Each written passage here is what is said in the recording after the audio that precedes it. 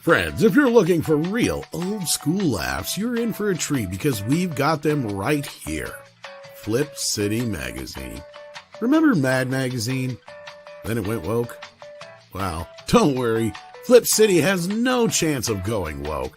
That's right. 4 times a year, you'll get an actual printed magazine full of jokes, stories, comics, and more, all about today's pop culture, entertainment, and woke politics. Flip City takes terrible entertainment trends we love to hate with hilarious parodies of Lord of the Rings, Stranger Things, The Walking Dead, Star Trek, Hunters, and more. Trust me when I say there is nothing else like Flip City on the market. So subscribe today. It will be delivered in print, or you can even get it digitally if you're one of those wacky Zoomers. Either way, follow our link and sign up today, and if you put in midnight, you get an extra 10% off. Check out Flip City Magazine today.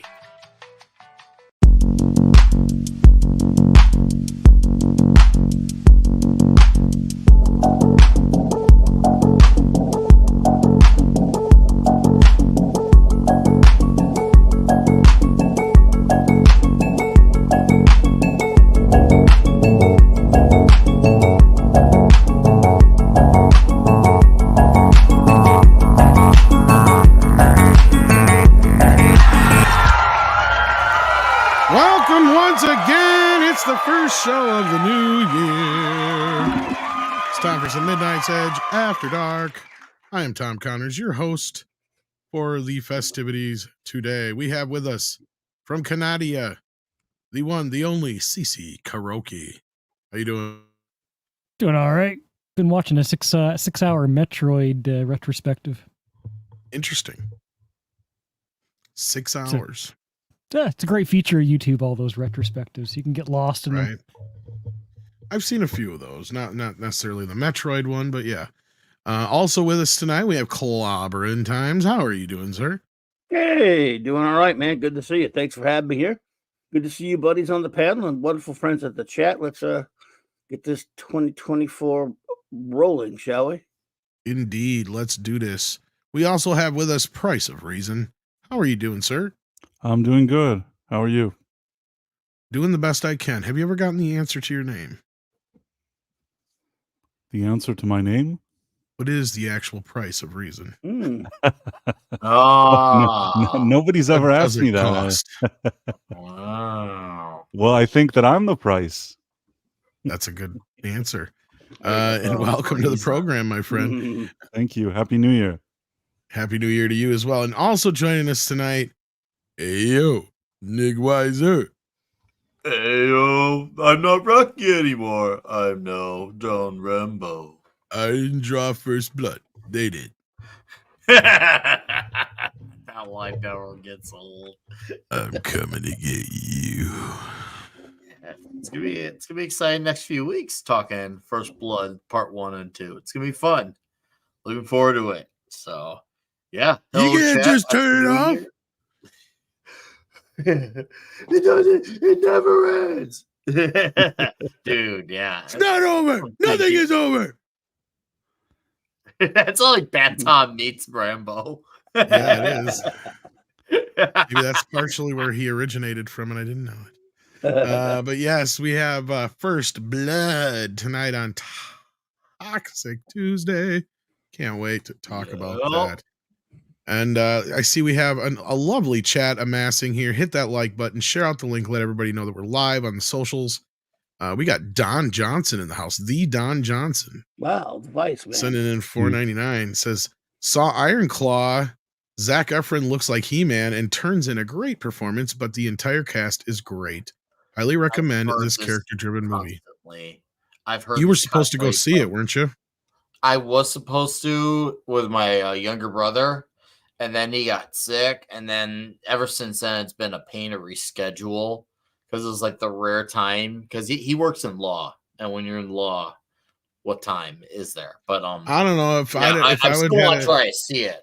I still want. I'd have been like, tough shit, brother. Sorry you feel like shit. I'm going. I might have to. I might have to. But yeah, I kind of want to see that one too. So yeah, we're gonna get into some other news today, but let's say hello to the people in the chat. We got Mecha J here. I see It's a Trap Productions, Read by Nature. We got SXHBK, Jerry Jerbones Gord. Sorry, I didn't mean to muck up your name there. Southern Viking is here. Let's see, we got Stan Lee. We got Nick in the chat as well as on the panel. We got D Bud Martin swinging around that wrench. We have Golf R35 and so many more. E. Clay Thomason's here giving us the answer to everything. We got Goddess of Whim here as well as Elisa Ruiz, if I'm saying that correctly. And Bayona Rad. Ezilla's here. Dr. Cocho Dragon's here. Duck Vader is here. And so many more. Hit that like button. Let everybody know that we are live. So, yes, welcome to the program, kids. To kick things off, though, as brought up here by Chuck Copeland in the chat, says, are we just pretending Deborah Chow didn't direct 2 of the best episodes of The Mandalorian, and Bryce Dallas Howard didn't direct some bigger episodes? No, we're not going to pretend that, because we actually give credit where credit is due. In fact, many of us on the panel will be the first to point out that Star Wars has a long history of women involved in it. True.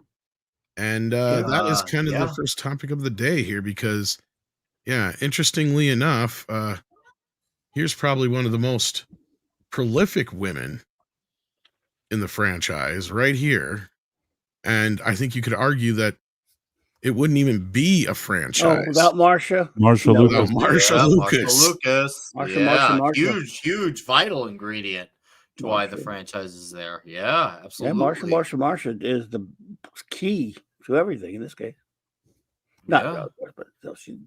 But yes, then you also have Padme Amidala. Yeah, obviously Layra Organa, of course, very obvious choices. But even behind the scenes, you had Carrie Fisher. The EU, yeah, Carrie Fisher actually ghost wrote on episode 3 as a script doctor. It's Lee Brackett who wrote the original script for Empire Strikes Back. Yeah, that's right. Exactly. Science Mara Jade, fiction writer, the Thrawn trilogy. Mara Jade, big name character from the EU. Like, I've come to realize when they talk about, when they are saying that they want more women, it just means that they just want it to be all women.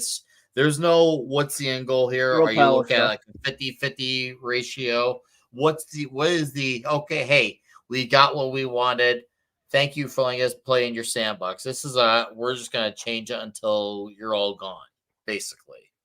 Yeah, well, what we're referring to here is Star Wars director Sharmeen Obaid Chinoy declares it's about time we had a woman come forward to shape a story in the Star Wars galaxy far, far away. Should I tell her, or do you guys want to tell her? About time, huh? Yeah. Should we all tell her how almost Sometimes she watched Star Wars. Yeah, right. Did she forget how Rey fronted the abhorrent sequel trilogy? How what's her face replaced the Mandalorian in season 3? There is another Boba Fett, the Book of Boba Fett.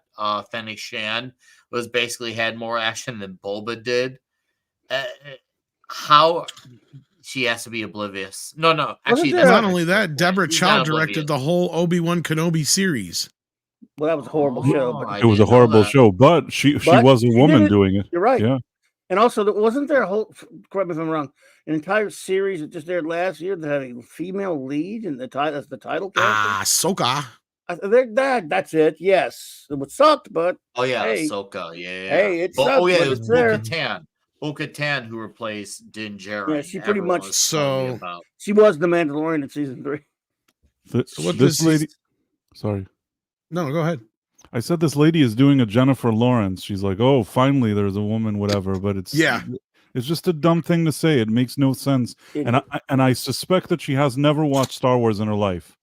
Well, that was a good comparison there with the jail law thing. She's expecting people to be stupid. Like I said, whether she has or she hasn't, she's expecting people to just get behind her with comments that sound good on paper, and that's what she's. Look at her with. track record. I don't think she's ever even directed a movie. I think she directed like documentaries or something like that. Yeah, she's won like 2 Oscars, but I don't think it was for movies. Yeah. She's won Oscars for doing movies about how women are treated badly in some countries that are, not around here. But I don't know if that qualifies you to do a Star Wars movie. And the fact that her whole life and career is about all those other issues, and she's so involved in that kind of cultural things, and that's where her focus is. I don't know where the credentials came for her to suddenly direct a Star Wars movie. I know where it came from. I think she'll be about as qualified as the last few Marvel directors were. Yeah, she's cheap. People like her, because they don't have any serious merit to their name, they look at, I get to attach my activism, my ideology to this big major IP. And because they put activism first, they don't think about the money, period. So they'll work for whatever price that they're handed to them. So she's another Chloe Zhao. She's another Nia DaCosta. Yep. She's another one of these non-genre directors directing genre. Okay. And this is the same crap we saw with Star Trek and everything else. But anyway, let's get into her statements first, because she was talking to CNN when she said this. So she said, it's finally time Star Wars had a woman come forward to shape the story in a galaxy far, far away. And just after the New Year's rang in, talking to CNN's Christy Lou Stout, saying filmmaker and activist Sharmeen Obaid-Chinoy is the only female director to have won 2 Academy Awards at the age of 37. She's also the first woman and the first person of color to direct a Star Wars film and is set to be released in 2026. Okay, I am willing to bet that her being the only, I was going to say, they have to have said female director, because there's tons of women who have won more than 2 Academy Awards by the time they were 37. Mm-hmm. But I'm even, director, you got that right probably. But anyway, okay, so you had to put that asterisk next to it all. So, so they're making a big deal out of that. And she's very thrilled about the project, because I think that what we are about to create is something very special. And we are in 2024 now. And I think it's about time we had a woman come forward and shape the story in a galaxy far, far away. Oh, boy. And this, of course, is also the lady who had directed Ms. Marvel. The movie or the TV show, you mean? Yeah, I think so. Yeah, she was one of the. That's great. Anyway, she's directing the next Star Wars film and is excited to bring back Daisy Ridley into the Star Wars galaxy and telling her story. I'm excited to be immersed in the Jedi Academy, and I think there's so much excitement around the new Jedi Order. So Luke couldn't get a new Jedi Order started, but Rey can. Naturally. There you go. And she continued, I've always kept open doors where they were previously closed. Well, that's usually called breaking and entering. And I think my feeling is that there is a critical mass of women who have begun to move forward in places where it was previously closed to them. No, it wasn't closed to them. Here's the actual video. We want to listen to this stupid bitch. Oh, God, it brings me up in TikTok and crap. I'm not going in TikTok. No, Fuck don't. that. Who's that lady who's working on the Acolyte show? She's also the Leslie Headland, former Weinstein assistant. She's taking over the Acolyte. So I'm like, you have them covered in everything. And Andre did a great video about this. Yeah, supporting actress, showrunner, director, writers. What more do you want? Well, and Andre did a great breakdown of this as well. And look, it's obvious. Any real Star Wars fan or anybody who knows a little bit about Star Wars knows that this is the biggest bunch of horse shit anybody's ever said in their lives. And she is such a narcissistic bitch. I'll fucking say it. I don't give a fuck if she's going to come out here and say shit like that. I mean, at this point, it's like, what fucking glass ceiling do you really think it is that you're breaking here? You shooting for the lowest grossing Star Wars film by a female director of all time? Because that's about what you're about to do. Ask Nia DaCosta how that shit feels. Because I'll tell you what, she's got a couple of accolades from the Marvels, and the one good one she's got is that she's the highest grossing black female director now. but it's to the lowest grossing fucking Marvel movie ever. Wasn't it funny that the Marvel Still hasn't even broke $200 million yet. Captain Marvel kept talking about all these records that was breaking the female leads, but they didn't talk about all the records that the Marvels broke, being the all-time worst, second worst drop, the lowest opening weekend drop. Maybe they should also add in the biggest bomb for Nia DaCosta as well. That should be a record too. Biggest bomb for Brie Larson. Where's the records to acknowledge those? I thought you always talk about their first. Where's the acknowledgement of those first? Because this is a huge bomb. Well, there's like negative excitement for this movie, right? Like nobody gives a fuck. And the only person who is excited for this is Daisy Ridley, because I don't think she's worked since fucking Orient Express, right? Like I don't think she's done but maybe 2-3 movies since Star Wars, which whatever. I mean, look, nobody owes you a career, lady. I mean, I don't find her all that fucking enthralling. Look, I went to see The Force Awakens. I had no problem with a female lead in it. Nobody had a problem with it. Everybody kind of expected it, right? What we didn't expect was this bitch to bypass the plot and the Force along with the compressor all at the same goddamn time. And then, nor did we expect Han Solo to be murdered like a bitch. So yeah. Yeah, I know. Well, and that's just it. The problem with that is you didn't do anything with it. You didn't go anywhere with it. You didn't make it mean anything. Yep. It was just a waste of fucking death. And then horrible movie. Yeah, I'm not going to get into the rest of this shit, but at the end of the day, nobody wants this. Nobody wants this but Bob Iger, Kathleen Kennedy, because they got a safe face, and Nia DaCosta and Daisy Ridley because they're getting a fucking paycheck. Them are the only, and Dave Filoni, because he gets to produce another Star Wars movie, or produce his first Star Wars movie, if his don't come out first. Force and Filoni are female. Both, if you ask me. They are. They're female felony. Force and Filoni are all female. Yeah, but if Filoni gets there first, he'll be the first female director. He will. There's one thing that's been troubling me. Filoni male. I have a question for you, Tom. All right. Why does Daisy Ridley look like a little boy now? I said the same goddamn thing on HCast earlier, Price. I was like, is it just me, or is Daisy Ridley slowly turning into a boy? She's almost a real boy now, like Pinocchio. Did you see the meme of her on Twitter? Maybe it's to Elliot Page. Elliot Page. She looks like a healthier boy than Elliot Page does. Yeah. Can we be sure that she's not actually doing that behind the scenes and she just hasn't announced it yet? That haircut is not doing her any favors because bitch is so flat chested that also a haircut. Like fucking carpenters are the ones who find her the most attractive. Let's just say that much. Oh. Anyway, yeah, like I mean, this is like laughable. In fact, I can't wait for this movie, you guys. I am excited for this movie, so I lied. I am somebody who's excited for this movie. Do you want to know why? Because hopefully it'll help me buy a boat or a house. Because at this point, fucking bring it on, Disney. It's like you did not learn a goddamn thing. You sure did. Have a gay diverse woman in it. Make it more fucking lame. Exactly. Yeah, go for it, Disney. Hey, knock yourself out. Do it. Don't threaten me with a good time. Look, all these people on this panel, vicariously I have met because of your fuck up, Kathleen Kennedy. Double, triple, you have quadruple spawned down. a whole community of people. Yeah, it's true. I mean, The Force Awakens, I was like, I didn't feel right about it, but I passed on that, and I was enjoying Rebels at the time. But The Last Jedi, after that movie came out, what did I do? I took to YouTube and I started looking for channels on YouTube that were talking about it. And, well, that's how I found Midnight's Edge and Nerdrotic and everybody else, by extension, got into that whole sphere and ended up here.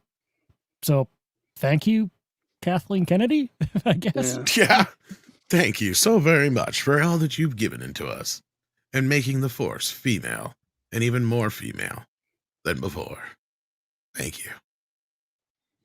We appreciate it. That was a heartfelt thank you to Miss Kennedy.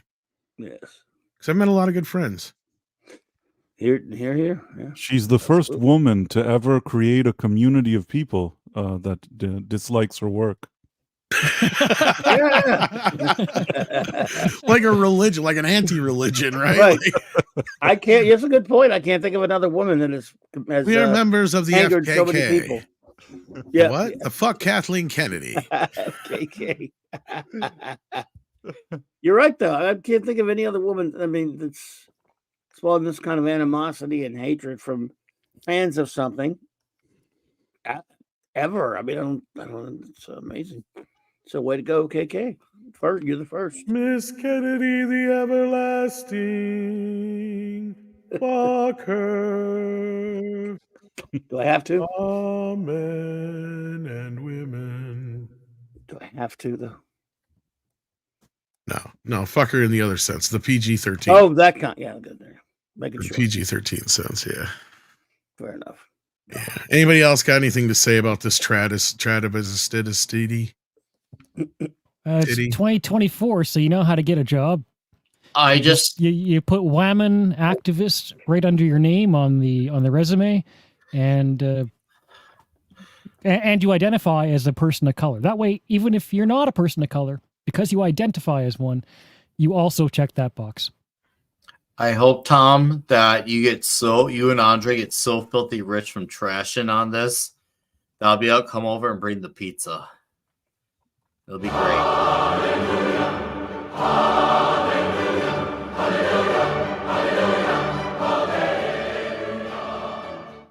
Real pizza. Yes, the FKK. You can be a member too. Join today. Lord. Am I feeling religious tonight? I don't know, maybe. Maybe I am. Maybe I'm not. You're feeling spiritual. Welcome to the rebellion. I got that t-shirt. I told Jay to put that on a t-shirt. What'd you think of that, Jay?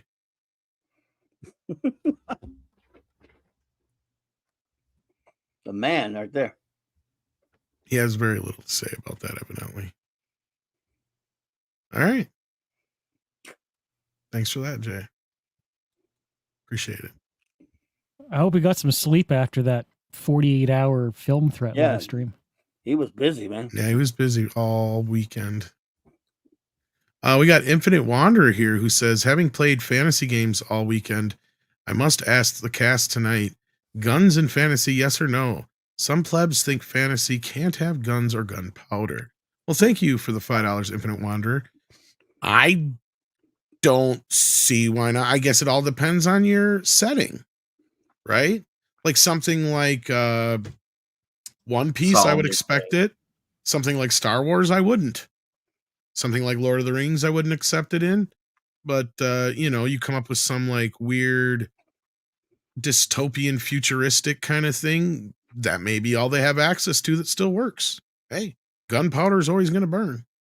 Right? So I would say magic guns. I mean, as a gamer myself, I see a lot of that. Guns don't have to the gun is the shape of the gun. It's the idea of a gun, but it doesn't strictly have to be gunpowder and bullet. It's going to fire something, and that can definitely be fantasy. Good point. Yeah, I mean, John Carter, Flash Gordon, with things like that, have guns, but they're kind of, they have more laser guns, different things like that, and yet Flash Gordon uses a sword. So did John Carter, and other examples out there. So it what they used to call it, genre Sword and Planet.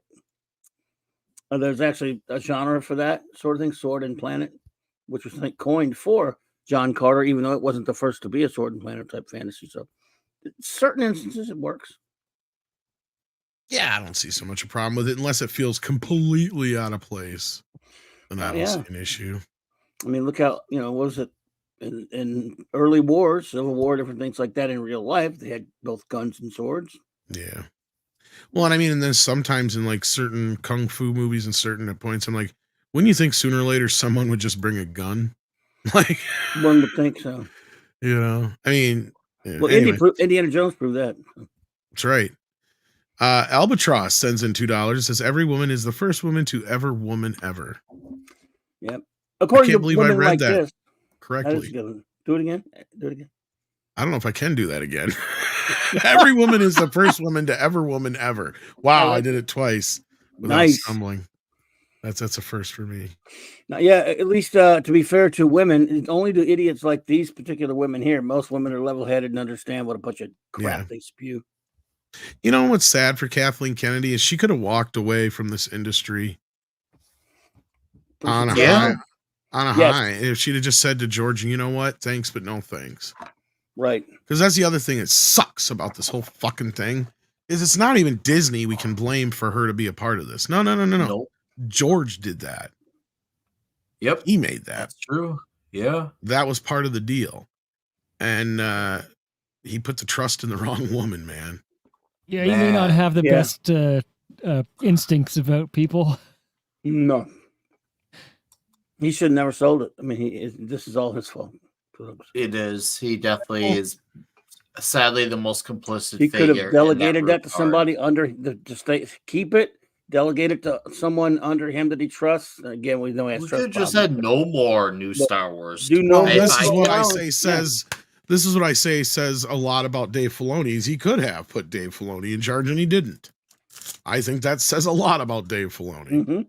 At the end of the day, I know George doesn't have any kids that are adults right now that are interested in this, but I know he just had another kid. And I agree with you guys that doesn't mean one of his grandkids might not end up being interested in that. So I think he was a little short-sighted and gave in too much to the pressure of Bob Iger. Because you could have let Star Wars coast along for a long time on the cartoons and the books and the games, and they were doing just fine. Just re-release the movies every few years. I mean, first of all, the mistake he made with the recent re-releases was he did them in 3D, but he decided to release the prequels first, like an idiot. That was terrible. That was a dumb idea. You should start with the first movie. That's what gets everybody excited. And then, you get a better chance of people coming back for the prequels after they've seen the first 3 movies in 3D than you do trying to get people's ass in the theater to sit through Phantom Menace again. And that was, and anybody can bitch at me all they fucking want about how much they love the Phantom Menace in the fucking chat, but it flopped. That's why they never even bothered releasing the rest. They all have 3D conversions. We've never seen them. The only people who've seen the 3D conversion of episode 2 and 3 that I know of were at certain Star Wars conventions at the D23 deals or whatever. Yeah, the celebrations or whatever. They showed them at a special event, and that was it. He also didn't have to be such a jackass about keeping the original version, the theatrical versions, from fans and dictating to fans what they should look at. This crap he pulled with the special editions pissed a lot of people off, including myself. But however, if you want they're your movies, you can muck about with them what you want, but don't deny us the theatrical cuts. That's all we asked him. I give Ridley Scott a lot of shit. Y'all know it because you're on my show. One thing I will say I'll give Ridley Scott at least credit that all 500 fucking versions of his movies are generally available, right? Yeah. Like I've got the 4 or 5, whatever version of Blade Runner there is. You know what I mean? I've got both versions of The Martian, right? I've got even though the one time he shouldn't have messed with the movie, and they did anyway with Alien. I've got both versions of those too, and I don't need the second one.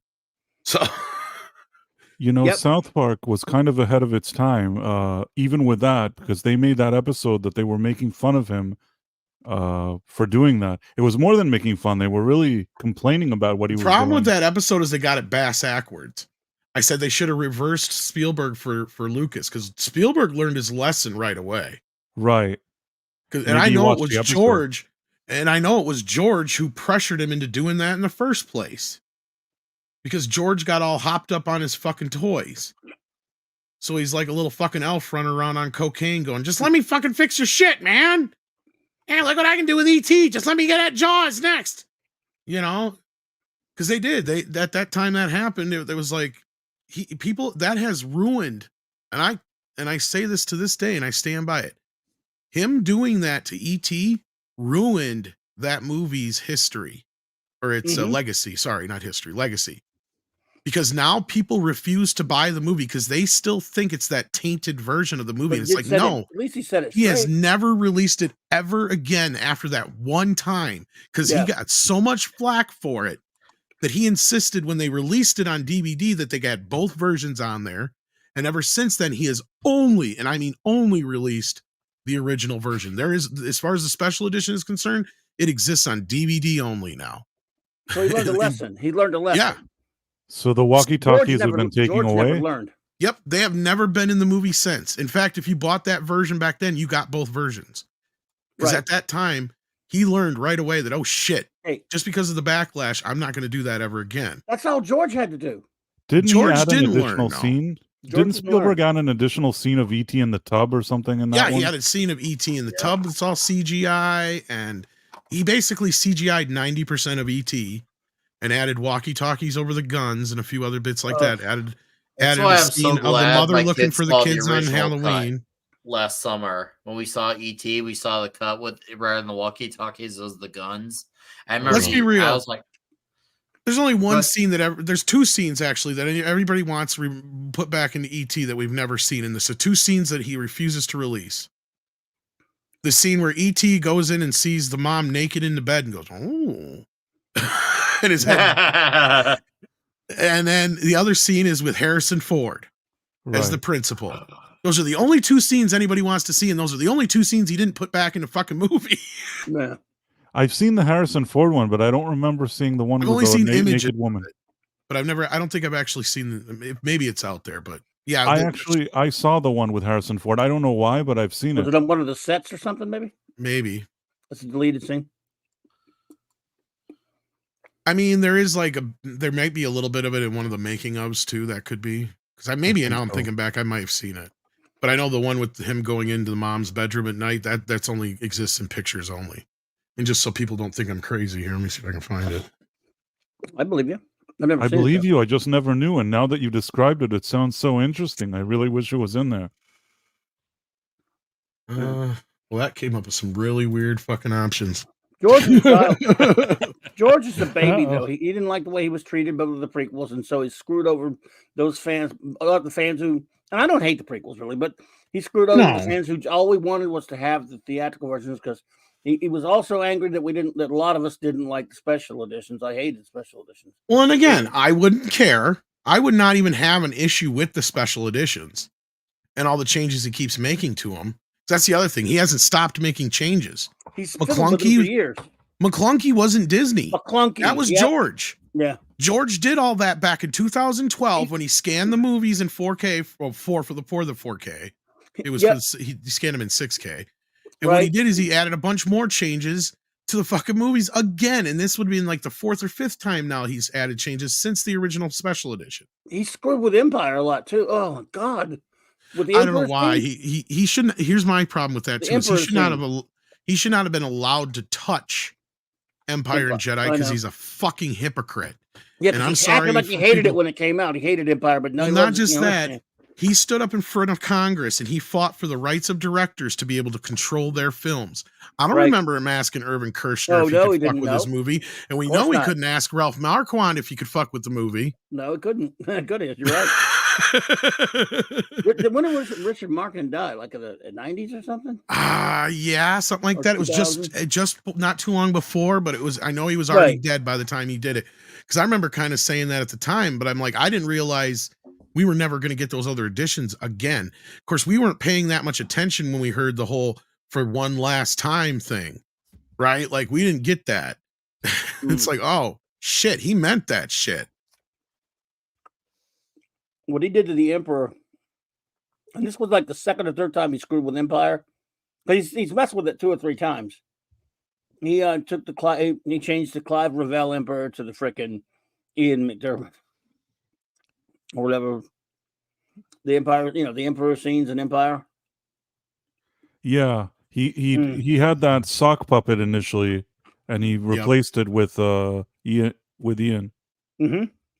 Well, it was like it was like a monkey mixed with something else, I think, originally or something. Right, but the voice was Clive Revell, the actor. Yep. I mean, on one hand, I actually in that case prefer the thing in McDermott than the monkey with the socks on.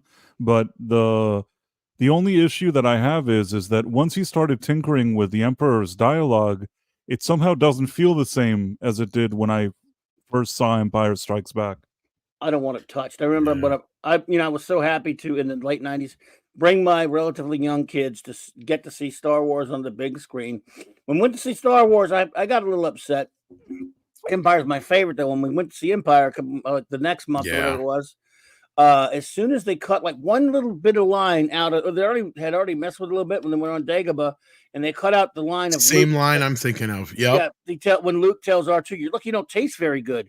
When they cut that out, I went berserk in the theater. Instead, you're lucky you got out of there alive. I'm like, that makes absolutely no goddamn sense. Why'd they change? Oh no, I know. Because Clobby, you're at the, like when you see the first Star Wars, you're just like, oh, cool, neat, neat. Because outside of the Jabba sequence and just updating all the special effects, he didn't change a whole hell of a lot besides the Greedo scene, right? Yeah, so like the first Star Wars was kind of like, okay, cool, we got to see it on the big screen again, all these neat new special effects, blah blah blah. Then you get to Empire and you're kind of like, why did he mess with that? That was fine. Why did he mess with that? That was fine. Why did he change that line? What the fuck is going on here? Really, and then Return of the Jedi, I sunk in my seat during the Uchiku blah blah blah wang wang gong gong dong dong. I was like, what the fuck is this? It's the Muppet. It's not even a Muppet show, man. I would have been happy and fine with a Muppet. It was already a Muppet show. Now it's a fucking cartoon. It was terrible. That Jedi Rocks thing is terrible. I know, and the end pissed me off even more because I'm like, where the fuck's the Yub Nub? Like, you took away the Yub Nub. I don't give a fuck what's going on everywhere else. I got to admit, as an Ewok hater, I didn't mind that. Well, I didn't care because that was him just trying to show off all these other places that we don't even know about yet. And it's like, okay. I was kind of glad to see nothing. And how did news travel that goddamn fast? Yeah, it's pretty fast, wasn't it? They were like, it was pretty silly. And it clearly was a ceremony that was a little early because we find out 20, 30 years later, ain't shit changed. I'll actually kind of go along with what Goddess Wim says in the chat. I didn't mind the shots of the extra shots he added to Cloud City with the. I didn't need them, but they were okay because it was just shots. It was like shots out of the windows that weren't there before. Yeah, but it kind of looked weird to me. I just felt it was like unnecessary. When it doesn't affect story though, I'm like, eh. There's one really idiotic, superfluous scene after he fights Luke, after Vader fights Luke, where he walks and says, "Bring my shuttle." But it was like, what do we need to see that for? That broke the tempo of what was going on. Yep, you're not the only one who says that. Yep, and you got to respect the Yub Nub. Yub Nub. I hate it. Wait, but the worst thing was that Hayden Christensen is in that final scene. That wasn't changed until. That was the Blu-ray or DVD, one of those two, yeah. Because he changed it. Well, and that's the thing, is even before the special editions, and I think you were alluding to this, Clobby, he had tweaked each and every one of the movies several times over every time it was released. So it was already like it wasn't, he already tweaked the first film with like certain sound effects and certain minor edits, and he took out, or he added, episode 4 and stuff like that later on, because it never said episode 4 to begin with. Not in 1977, it sure did. No. And you know what it did though? The week before Empire came out, they re-released Star Wars, and it was on there then. Yeah, I was gonna say, and that's one of the first times he started really dicking around with it. In fact, theirs was even variations between the stereo mix, the 6-channel mix, and the mono mix. Back in the day, there was that famous line that C-3PO has and such. That was reinstated then finally on all versions during that. That was another change that was made during the first re-release. And then when it was re-released again, in what was it, 83, when they were going to do Jedi, I think they re-released it again. I think he tweaked a few things then too, possibly. Most of it was audio or just minor edits here and there.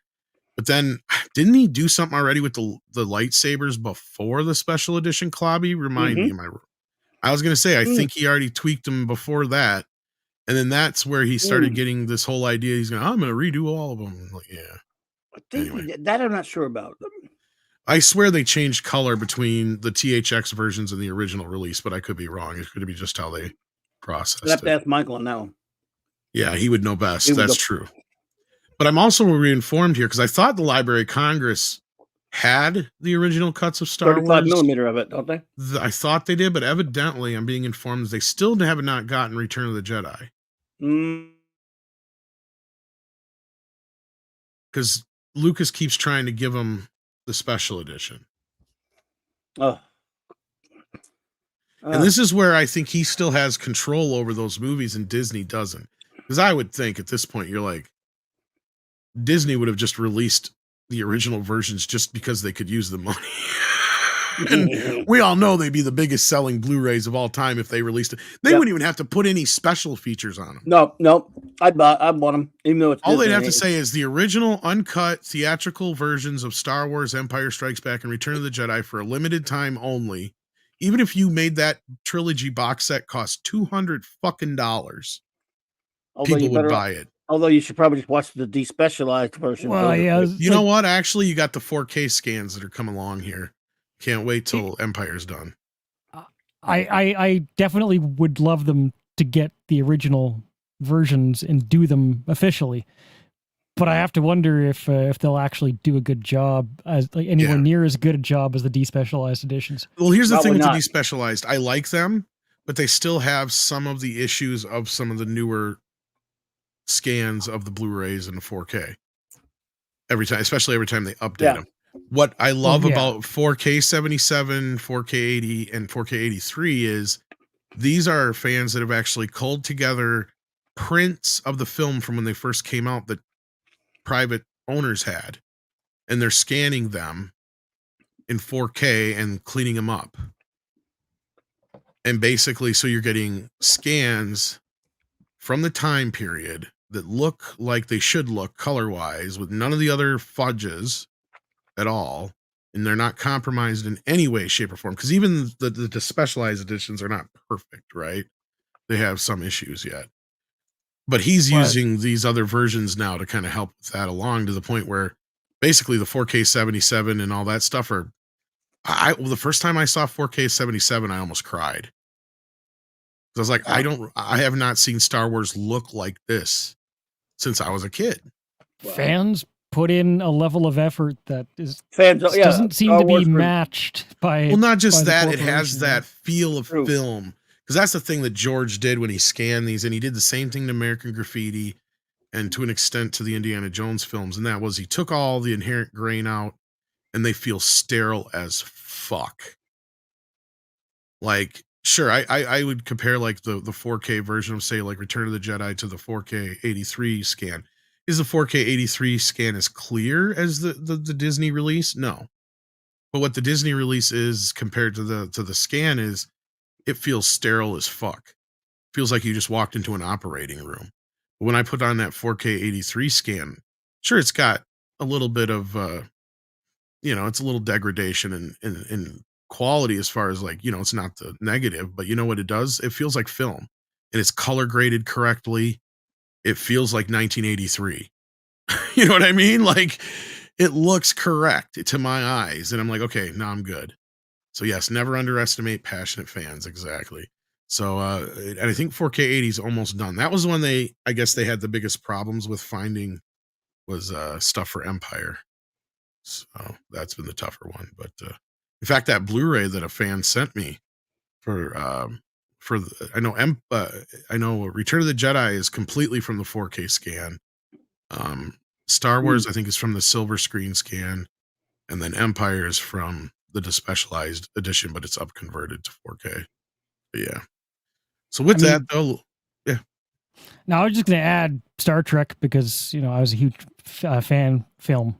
And it was like for Star Trek New Voyages, they turned it into a museum after they shut down fan films, and they got William Shatner to sit in the captain's seat. But the guy who started that spent years and years of his life meticulously rebuilding the sets to the absolute detail. He measured that to the millimeter, and he made sure that he got the exact same type of paint in the exact same shade, in the exact same screws. I mean, that set that he built is an absolutely pitch perfect replication of the original. Yeah. To a level that nobody else would ever do. Right? Well, there's one more. There's one that did though. Star Trek Continues also Yeah. did. Theirs is down in Georgia. I visited that. Went there in 2013 for Farragut Fest. Well, they're And both great shows. Walking on the set, man, that's been a couple of days. What fest? Sorry. Farragut. Starship Farragut. It sounded a little like another word there for a second. Sorry. Oh. Well, they did a fan film called Starship Farragut, and it was a different. I know. But when you said it, it came out. There's no other way I could have said it, so sorry, but it's. You can imagine what it sounded like. Yeah, for a second. I guess I didn't really think about it, but I hear you. That was look. I took so many pictures and stuff. Walking around in those sets, I felt like I was in 1966 on the Paramount. I mean, they're just for people who've seen both, because I haven't seen the one in New York. Say they're close to equal anyway. I mean, I can show you the pictures, and it looks just as good. It's phenomenal. It was just that they also do Star Trek Continues there. And I think that's part of the trouble with these inflated budgets is this assumption that it has to be big budget modern CGI to sell. It doesn't have to be. You build that original set and put a good story on it. Colorful sci-fi anyway. So. Yeah. Oh well, yeah. But I'm not kidding. That's why I love Thor Ragnarok so much, because it feels like Jack Kirby.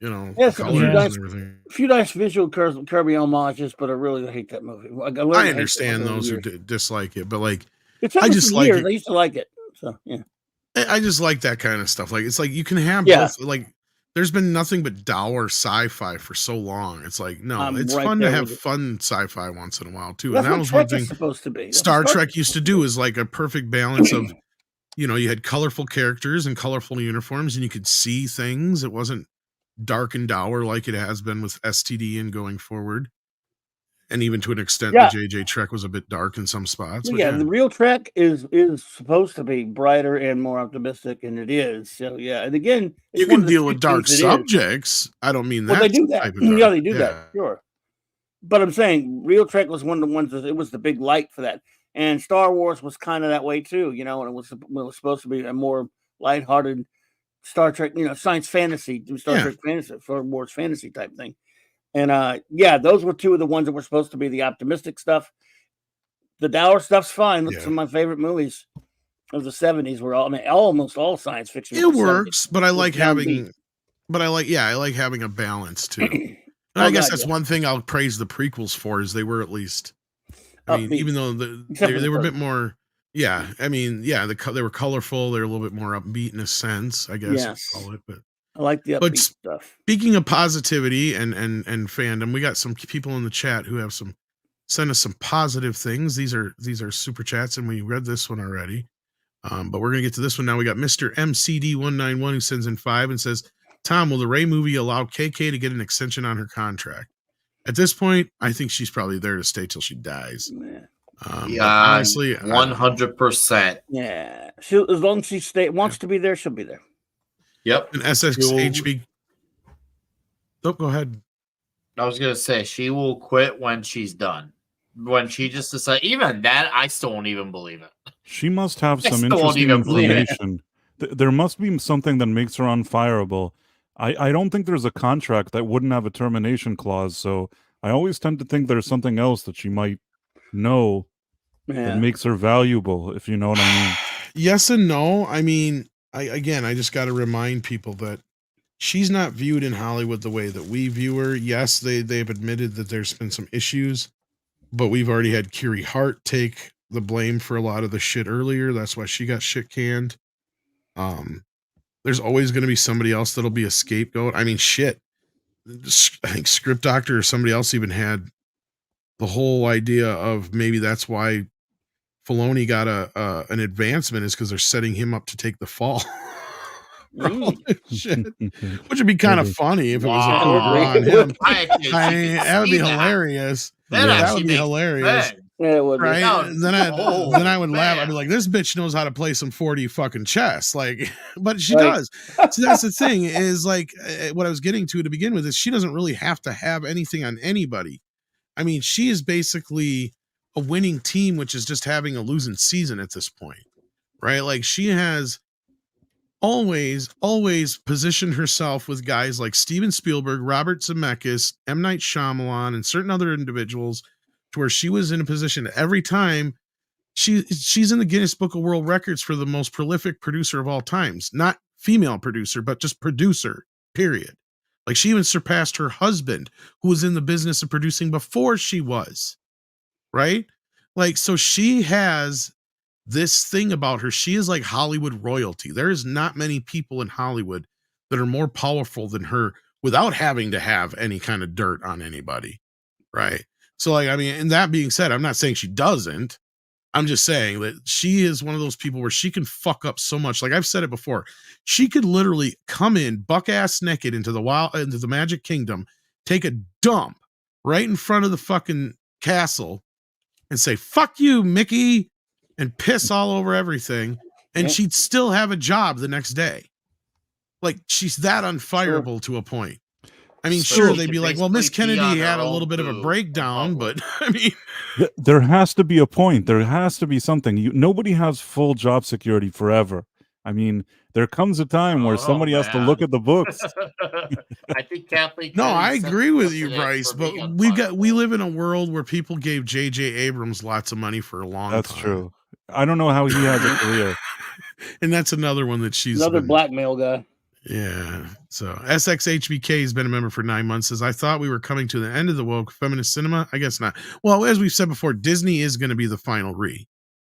And we know this is going to fail. This is going to fail harder probably than the Marvels. Oh, like the fact that they had the Marvels fail this year and they're still doubling down on this shit just makes me laugh. Makes all of us laugh collectively. Because like I said, just like don't threaten us with a good time. You know, like at this point, we've gone beyond giving a shit about you giving us something good because we know we got less chance of that than we do knowing you're going to give us a train wreck. Shit, halftime. Uh-oh. KK got Tom. Oh, no. KK has been listening. Spoke too much. Have you guys read any good books lately?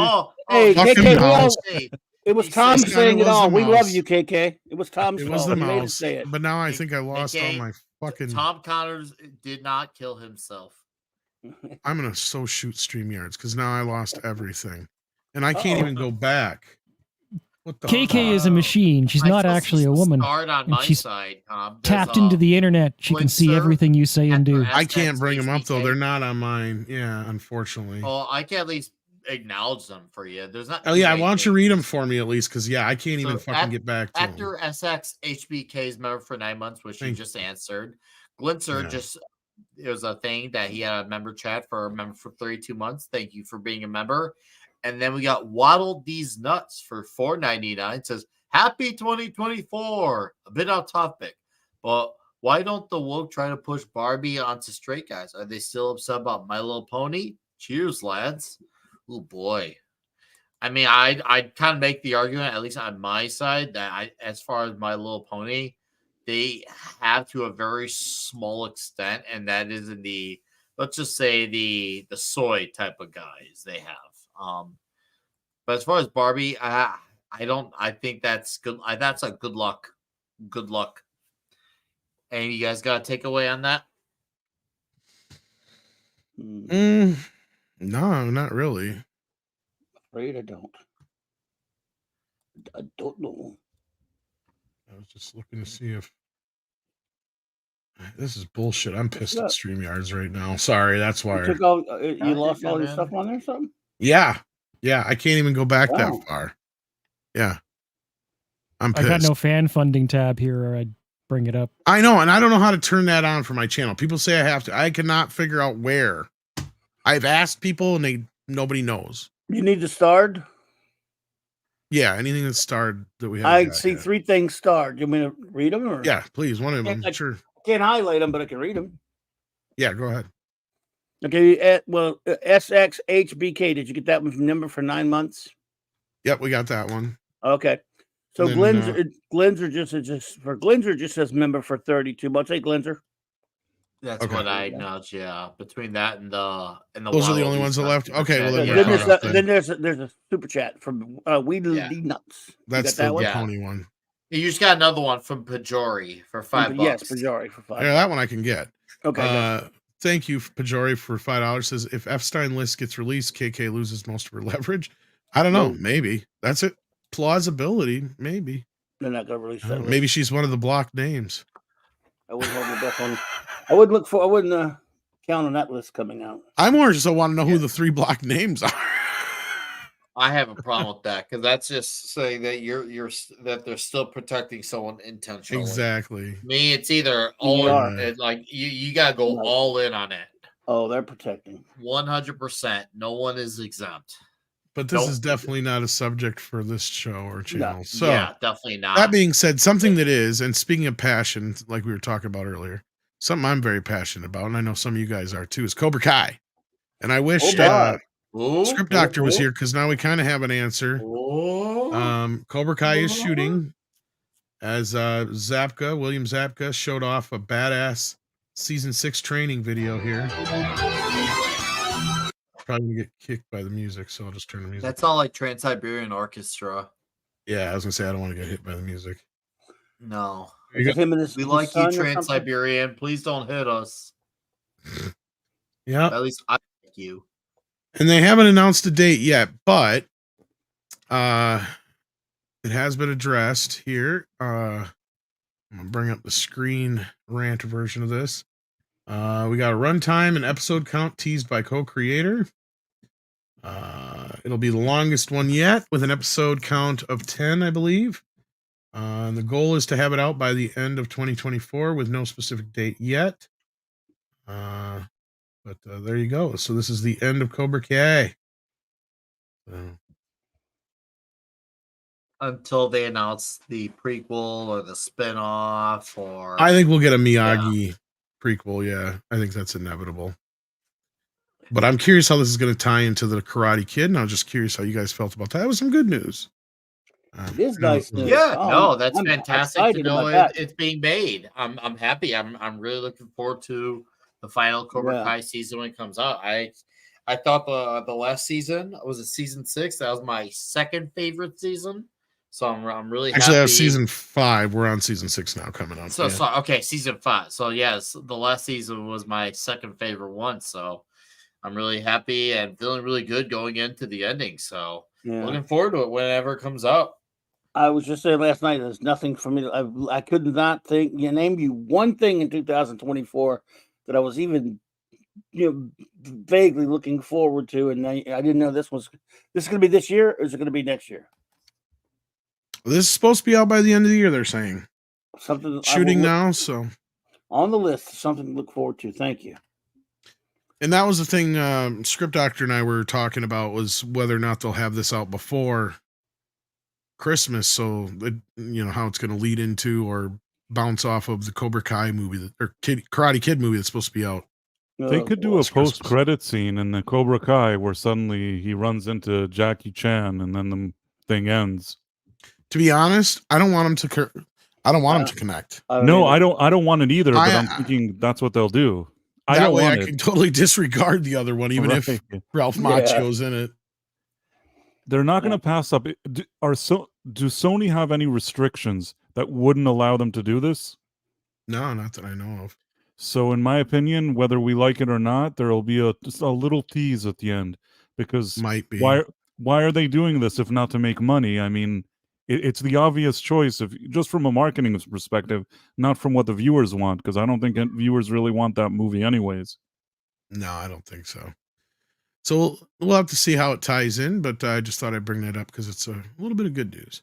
Yeah. Batman is here, and he sends in $5. Says Aquaman 2 is proof that the audiences will give DC movies a chance before watching anything Marvel movies. I think Marvel is done at this point now. Well, yes and no. I mean, Aquaman 2 does have the ability to say that it kicked the shit out of the Marvels this last year here. But did it? I still wouldn't say it was a success of any kind. No. And I think, honestly, the most of the money it's making is from overseas. And I think a lot of that is because outside of the US, UK, and Australia, I doubt that many people are really that knowledgeable about the whole Johnny Depp Amber Heard situation, which I think really hurt it here. Definitely. Yeah. Is it doing okay internationally? That is. Yeah, internationally, it's doing all right. It actually broke, I think, 250 million altogether. Let me look here. Yeah, it's I think it's like 269. So Yeah. I was half right and half wrong. I was wrong and doing even worse than I predicted in the US. But I was like, okay, but they're doing great in the overseas market. That overseas market, I guess they just really want turn your brain off movies, and well, I guess they're getting what they asked for. Well, not just that. Like I said, I think part of it is just that they don't have the same kind of stigma right now. Plus, they're probably not even all that aware about the reboot. Go ahead.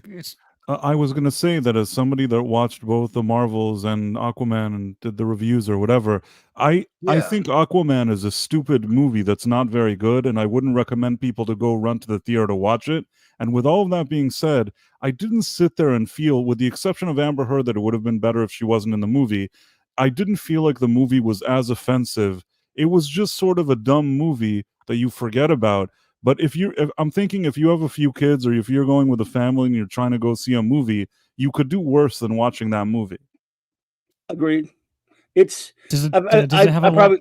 Go ahead. Sorry. Does it have a lot of Jason Momoa's nipples in it? I wouldn't know. I didn't look that close. Are you asking for a friend, CC? Oh, yeah, I didn't look that close. I'll say. Well, it impacts the box office. No, I don't think that you have him even once without a shirt. I think he's always wearing like those aqua shirts. That's and the true. reason for it is that I feel like he wasn't in the same shape he was for the original, and he seemed a little like maybe he gained a few pounds here. And also because of the reshoots, I kept thinking that maybe his weight is fluctuating. So somehow, if women wanted to see him shirtless like in the first one, they're not going to get that here. No, I guess not. But again, I thought this movie. Look, it's not that great. It is pretty dopey, like you say. But I think it was a little bit more entertaining than the first one to me, but not great. But I think it's way better than the Marvels, and that doesn't say anything because the Marvels is absolutely awful. But I think it's better than that. But at still, least you're it right. has two brothers that need to get along and do something, even though they're adversaries, which that kind of works. I like that bit. I like the two of them together. That's the best stuff in the movie when it's him and Orm. I thought. Right, and actually, Patrick Wilson really brings something good there because he's a counterbalance to Jason Momoa's dude bro attitude, and he's kind of more serious. Yeah. So the thing is that you have Jason Momoa doing his dude bro, whereas Patrick Wilson is all serious. Somehow, those are maybe the only parts that maybe get a few chuckles out of people, and just seeing the whole relationship of the brothers, plus the fact that he's a father and there's a theme of family. These are things that are good for families. So, I mean, I could point out a few dumb things like with the environment and there's a lot of dumb stuff. Yeah, there's enough stuff that you could point out that's annoying about this movie. But I do think that if families are just looking for something relatively family friendly, even if it's not the best movie, you could do worse than that. I agree. In fact, of all the, I thought it was just a mildly amusing idiot. It's silly but fun enough, innocuous. I didn't like all the environmental crap, but I'm pretty much there with you. In fact, I may have enjoyed it, but only a little bit more than you in the sense that when they are together on screen, all that stuff is pretty good, and makes for a fun buddy action type of a film. But the true crime of it is I can't stand the dude bro stuff of what's his name, and Patrick Wilson should have always played Aquaman instead of Orm. What can you do? Not a thing. Well, I think this is more or less proof that the first Aquaman was more or less a fluke just because of the popularity of Jason Momoa, and he probably peaked, and superhero movies, and he probably peaked at that point. And we know the women aren't really even going to see this because, as Andre pointed out in the video earlier, the demographics yet with Aquaman, because I know when the Marvels we have it's only like it's not very much. It's only like 25%. Wow, so even worse than the Marvels. Yeah, I can't remember exact numbers, but it's again, this is not great. So what little fanfare can be said about this film? Because guess what? It's never going to make its money back. We know the damn movie cost well over $300 million. So at least 250 or more, plus all the reshoots. And at this point, it's never going to break even. It has to make another like $600 million to break even at this point. It won't. There's no fucking way. No Nope. chance. No. No. It is definitely not good. But I think overall, It's gonna come in look far below the original. Yeah. Oh God, yeah. I mean, at best, I'm trying to think of where this could go. Maybe 400 million. I doubt that. Yeah, hey, because Wonka right. even took over the box office again. So yeah, dude, Wonka is killing it. Granted, I know it's not like something I've been like paying attention to as far as interest, but I've been looking, paying attention to the numbers, and yeah, it is absolutely cleaning house. You know what? I guess good for those who worked on the movie, and for the audiences who it seems like people who I've talked to, they are really enjoying it. I've heard some people say they saw it because it was just, hey, we had nothing else going on today. I guess let's just go see it, and they end up liking it. So hey, good for everyone who got to see it and like it. It's got a few things going for it. It's got Timothée Chalamet going for it. Believe it or not, the Tim Burton Wonka movie did very well. Wonka is a pretty beloved film. Warner Brothers keeps releasing the original one on Blu-ray and DVD and whatnot, so that tells me it's still pretty popular. Like they keep re-releasing it over and over again. It's on 4K and all that business. So I mean, yeah, it doesn't surprise me. It has Timothée Chalamet, he's huge on the Instatics. I agree with you, Tom. That's probably the only reason it's doing well. I mean, yes, and it also has the Greatest Showman kind of factor going for it too. But yeah, go ahead, right? Because basically, I saw the movie and I think that it's not a good movie. I didn't like it. I know some people do like it, and it's fine if they do. I just think that the songs are not as good as the original movie songs, and the only good songs in it are the ones from the original, which they include here, and they don't do as well as you see them in the original. Timothée Chalamet doesn't have the character that Gene Wilder had as Willy Wonka. Gene Wilder had character through the roof, whereas Timothée Chalamet just seems kind of he can sing and dance and he can do dramatic acting, but he doesn't have that kind of comedic timing and that cynical vibe that Gene Wilder had. I don't know. Maybe little kids. It's like you said, little girls like him on TikTok or whatever, and they like this movie. But I think that if you really like the original Willy Wonka movie, this movie is not anywhere near that level. Yeah, I can understand real true Wonka fans not being too happy with it. Oh yeah. Sounds like the families for the most part are, and it's kind of like with The Greatest Showman, like I was saying. That movie opened slowly, but before you knew it, it was huge. So yeah. But yeah, it's doing very well, and it continues to play well. I wouldn't expect it to be on video on demand anytime soon, but I have a feeling Aquaman is gonna struggle to hit 300 million as a whole, and then we'll see it on video on demand very soon. It's at 255 right now. I think it's actually I actually think it's gonna do that. I don't know about that. Guess where the Marvels is sitting at? Well, hasn't even made 200 million yet. Yeah. Okay. Aquaman's only been out for 11 days in America. I'm gonna argue it's done. Oh God, America, yeah. You could be right, but I think it's done. The overseas market, I think is going to help it push. I think the overseas market at minimum. I think this could be a stretch here, but I think it's going to help it at least. You know what else is going to be starting to open in other countries?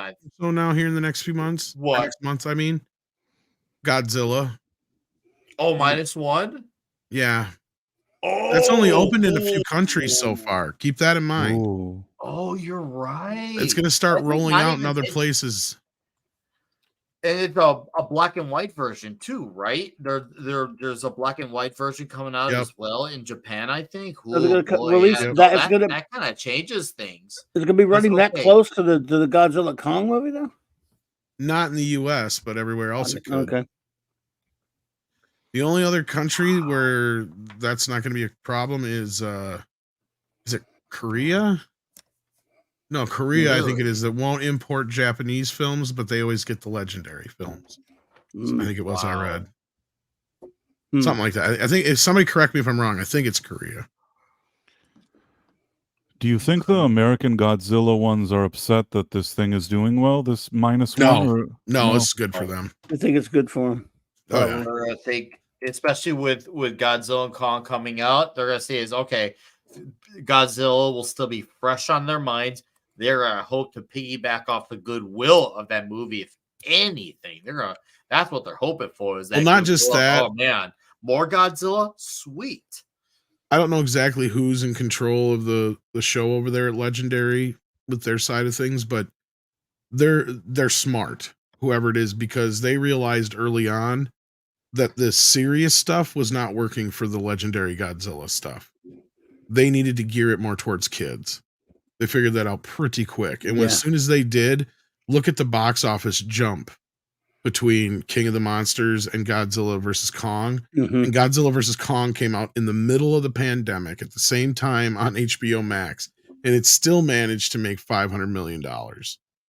I think Godzilla X Kong is going to do very well. I think the kids are going to love the toys are going to do great.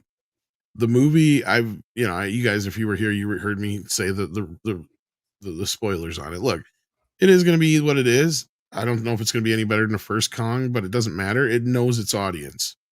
They know who they're gearing it towards. This is not for the grown-ups who want a dark, dour Godzilla. You'll get that from Toho, right? That's kind of how this works. And that's where I look at it, is like, look, this is the best time ever to be a Godzilla fan. You got the best of both worlds. You got Legendary doing the batshit crazy, fun, kaiju explosion Godzilla. And then you got Toho doing just probably the best Oscar-worthy Godzilla film you've ever fucking seen. Like, I know people are going to riot if this thing does not get nominated for some Oscars. So, I mean, Christ, if things like Parasite and shit did years ago, this belongs. Hell of a lot better than Barbie. Oh, yeah. And it's even better than its prequel Oppenheimer, as they say. Indeed. With that, I think we're going to wrap things up. Price, you got anything coming up here? Nothing special. I'm working on some videos, but that I may post, but there's nothing special to plug.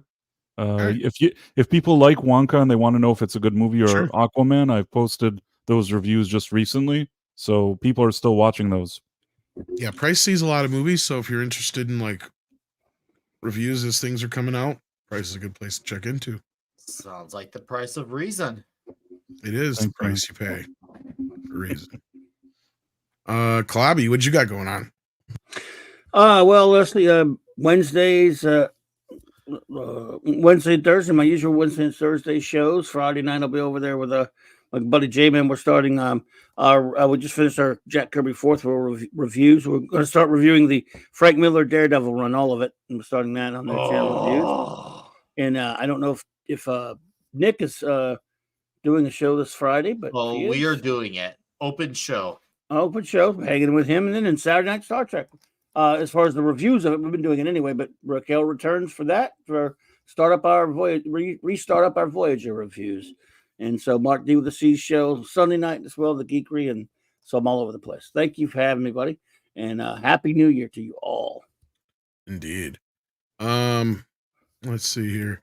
CC, what you got going on? Nothing at all. Just Happy New Year. Gonna have some karaoke on Friday? Yeah, I just I'll be here on Thursday to say that I'm doing karaoke on Friday, but yes, Friday. That doesn't mean you shouldn't plug your channel. Yeah, I know. I'm Canadian.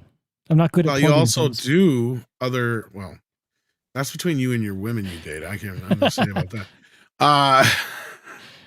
But I do many things. No. Yeah, you got karaoke, and I even noticed, I think you take requests through Patreon or something like that. Isn't that true? Eventually I'll start doing that. That's just something that everybody wants me to do. Oh, okay. I remember, it'd come up. I didn't know if you had it ready yet, but okay. All right.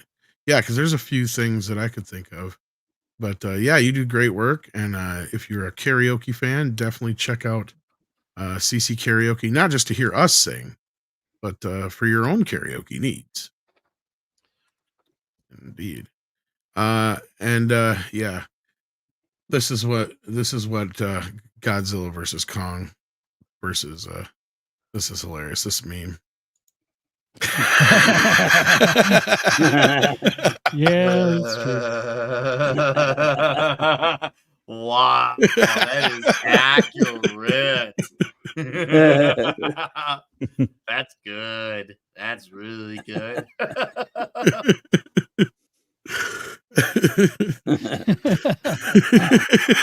Like the more you look at it, the funnier it gets.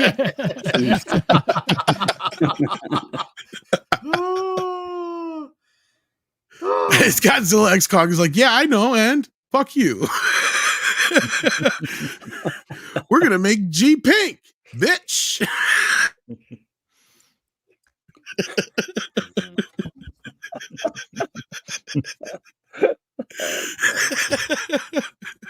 It's even better yet that he looks like Santa Claus.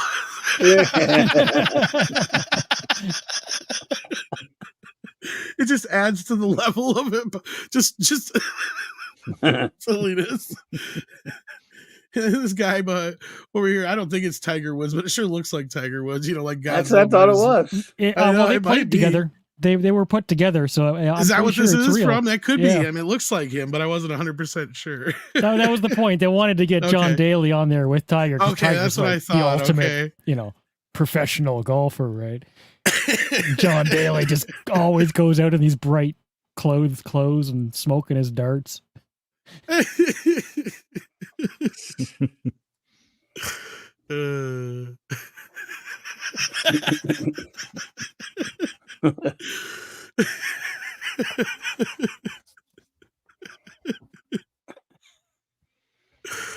Okay.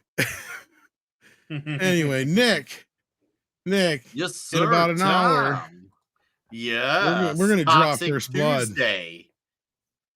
You're the one who drew first blood, Tom. Not me. Yes, come hang out at Toxic Tuesday, First Blood. It's gonna be massive. It's gonna be huge.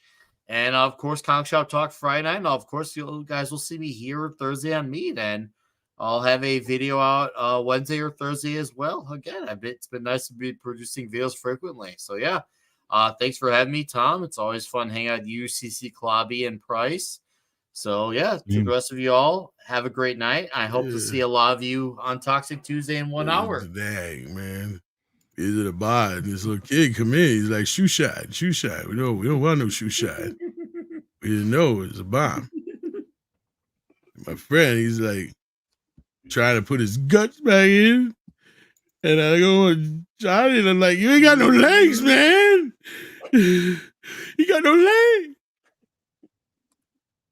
Sorry. All I can think was, I just want to go home. That's actually a really good rainbow.